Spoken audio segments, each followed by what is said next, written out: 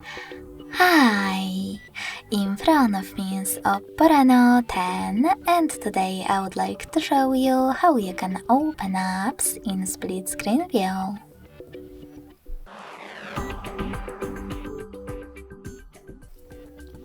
First of all, open one of your apps that you wish to use on the top half of your screen. In my case, Play Store. Now open it in the background. In order to do that with Tricky's navigation, select this button with 3 lines. Then tap on those 3 dots at the top right corner of your app and select split screen.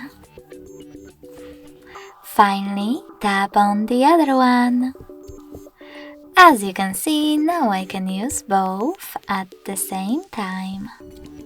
If you wish to go back from this mode, drag one of your apps all the way up or all the way down and click on Home button. Thanks so much for watching. If you enjoyed this video, don't forget to leave a like, comment and subscribe.